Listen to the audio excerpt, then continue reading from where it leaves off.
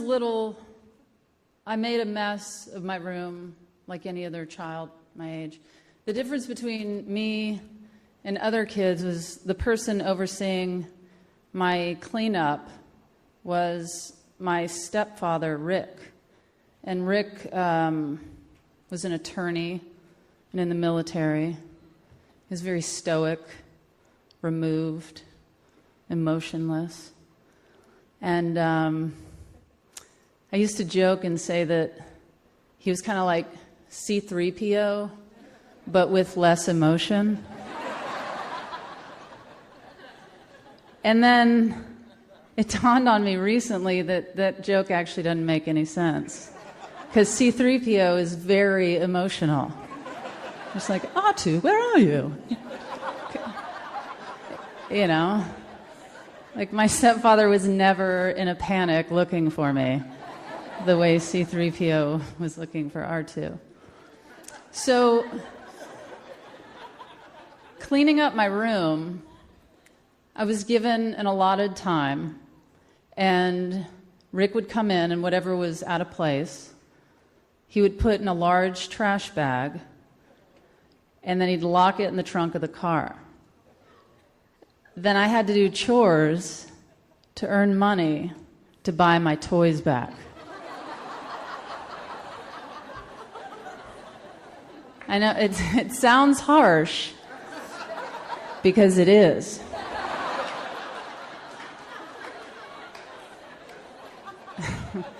But to be fair, I could buy. They were priced fairly. Like, they were. I could buy entire Millennium Falcons, wind up Evel Knievels, and stuffed monkeys for like a nickel each. Totally reasonable. But Rick, he was hardcore. Like, holidays, we weren't even allowed to have friends or family over to the house. He claimed our house was not big enough. So that was not true. Meanwhile, my mother was very emotional and passionate and affectionate. She was wild and funny. She's originally from southern Mississippi and was raised in a very conservative house.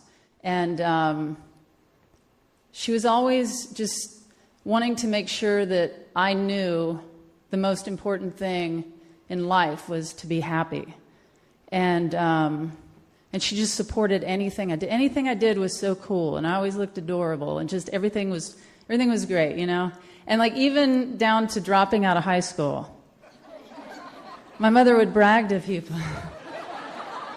She's like, yeah, Tig dropped out, you know? She's doing her own thing.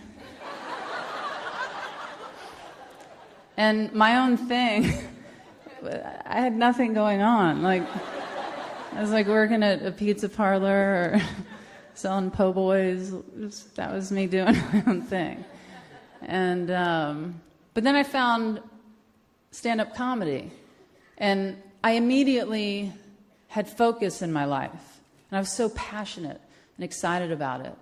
And my mother, you know, she didn't care if I was in some dingy club in Middle America or on TV. She just thought I was cool, you know, as long as I was happy, she was happy. Rick,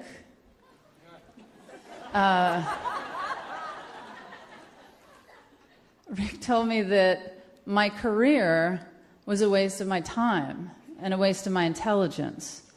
And he thought that I should be a doctor or a lawyer. He suggested that I quit comedy and go to business school. Like, even just a couple of years ago, when my career was going fine and I was making good money. I said, so you're telling me if I quit comedy and went to business school, something I'm not at all interested in, and ended up working in like a cubicle in an office somewhere with the life sucked out of me, you would support that? And he said, absolutely. I was like, wow, okay. So, although my mother was very supportive of me, we certainly had our differences and problems. And I remember one time, like a decade ago, being on the phone, fighting. And when the argument wasn't going anywhere, when I was mid-sentence, she just abruptly handed the phone to Rick.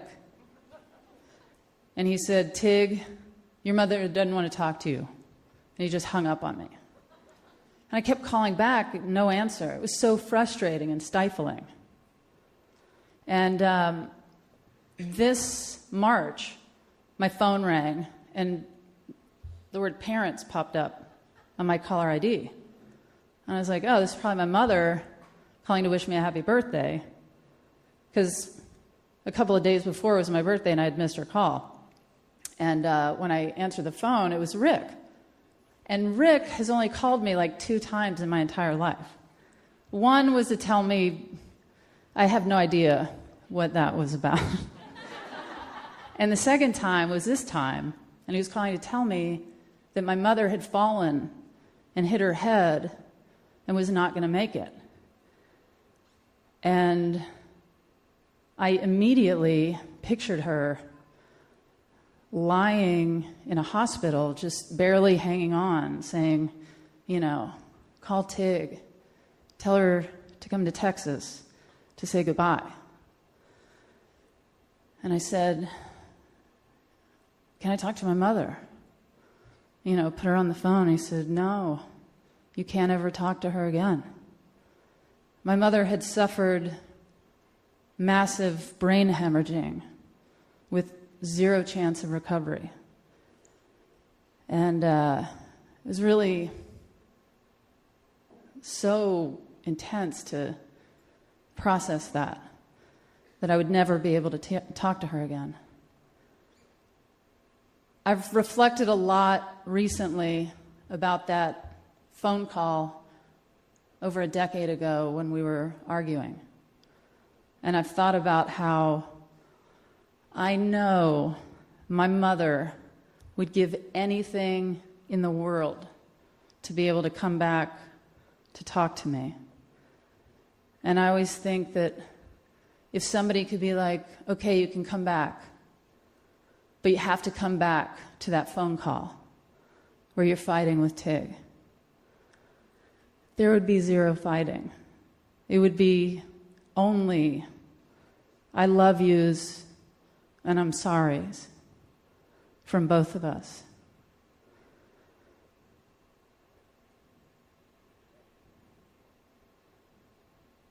After my mother's funeral, we left Mississippi, our hometown where she was buried, and we were driving back to Texas. And my brother and my uncle were in one car, and Rick and I were in the other. And we were driving, and he said, Tig, I want to talk to you about something. And I was like, oh, great. What could this be? Not in the mood. And he said, I wanted to talk to you about that time that you said that I hurt your feelings. The time that I hurt your feelings when I told you should go to business school. And I said, oh, yeah. That hurt my feelings, but what really hurt my feelings was telling me my career was a waste of my time and a waste of my intelligence. That was hurtful. And he said, and he started to cry. The robot started to cry.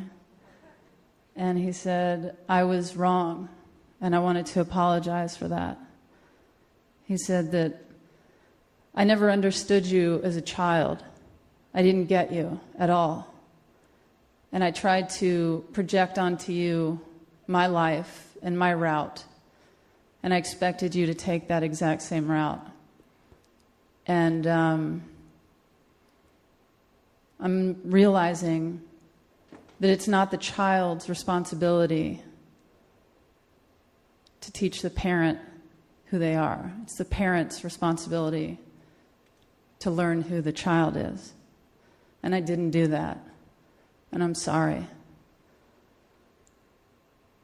And I said, and I'm crying too. I said, are you saying that if I said I was going to quit comedy and go to business school, you wouldn't support that anymore? And he said, absolutely not. He said, that is the only thing in the world that you should be doing. And I was like, oh my gosh. I didn't even realize that I needed that so desperately to hear that. And the only thing that really bums me out is that my mother wasn't there to hear that, to hear him tell me that. This Thanksgiving, I went to Texas, and we actually spent it with Rick's side of the family. And I needed to get away and just be by myself, and I decided to drive to my mother and Rick's house. And when I pulled up into the driveway, I just had a full-on breakdown, just sobbing in the driveway. Because I was like, oh my gosh, my mother is not in that house. And of course I knew that, but it just really hit me in the driveway. And then I walked inside, and the house still smelled like her. And everything was just so quiet. I was just looking around, and still photos that were framed just seemed so still. Just moments in time caught and just gone forever. And all the photos were still just placed where my mother had placed them over the years. And I started opening drawers because I wanted to just see something of my mother. She would write little notes to herself, like, dentist, 2 p.m. tomorrow. And she was an artist. And she would sketch me perfectly on a napkin when I was just sitting around. And so I was just looking for those kinds of things in the drawers, and there wasn't anything in there. And I went to open a closet, and there's nothing there. And I was finding nothing in any drawers or closets, and I just started going around the house, just running around, just trying to find something. And then I was in this panic and just crying even harder. Like Rick had gutted the house out like he had when I was a child with a trash bag. Everything was gone. And I was like, I'm done with this person. I couldn't believe I had fallen for that conversation. And I was so ready to write him off immediately. I was done. And I called him on my cell phone. And he said, hello, Tig, how's it? How are you doing? I said, not good. Not good. All of my mother's things are gone. And so are my childhood things. And he said, oh, hold on a minute. Go into my bedroom. Go into my closet. And he started directing me. I was like, yeah. He said, look at the top shelf. And up there, he had placed some of my mother's things and some of my childhood things. And, I opened the box, and she was a dancer too. There were her ballet slippers and photos, and I just was like, you're lucky.